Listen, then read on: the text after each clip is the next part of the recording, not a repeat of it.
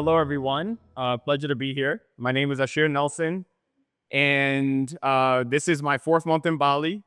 Um, I want to talk to you, as I mentioned, about my journey, right? This is my personal life, so it's pretty easy, I would say, at this point to talk about.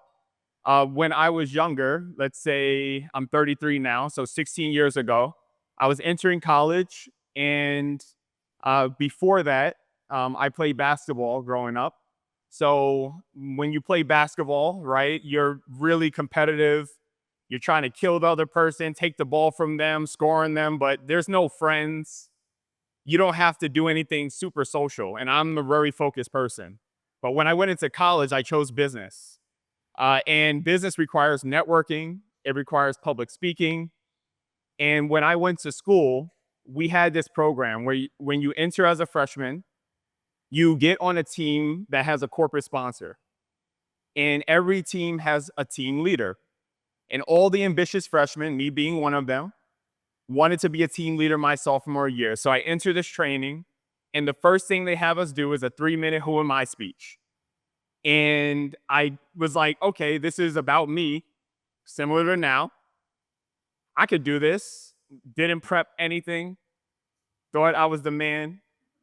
Got in front of this classroom, and there's a desk right behind me. So let's assume this is the desk.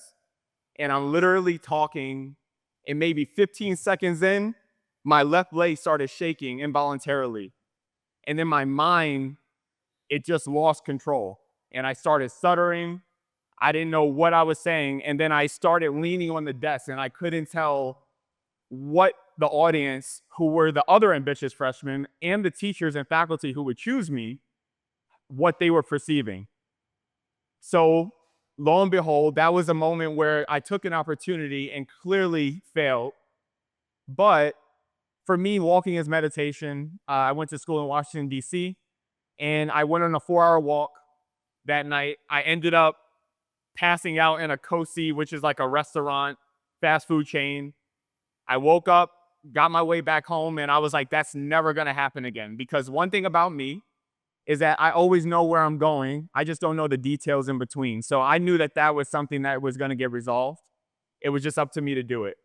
So I stayed in Barnes & Noble, read a bunch of books on, the first book I actually read was 92 tips and tricks on how to speak to people, and all these things on public speaking. And I took all the opportunities I could at school to keep failing at public speaking. But lo and behold, I kept at it. And fast forward, I did have social anxiety as well during that time.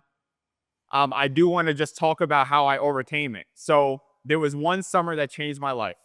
And this summer, me, my brother, because he saw that it was something I wanted to resolve, and another friend that we made decided the entire summer, every single day, we're going to go from 63rd Street and Columbus Circle in New York all the way down to 14th Street, and we're going to start conversations with people.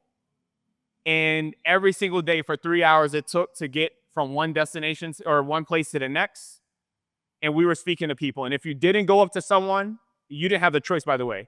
It's like, go speak to that person. If you don't, you drink a cup of hot sauce from Chipotle.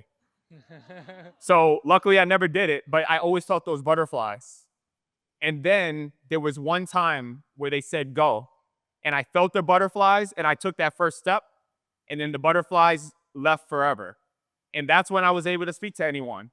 And that's why I'm here speaking comfortably to you. So wanted to just share that story of, I think persistence cures all.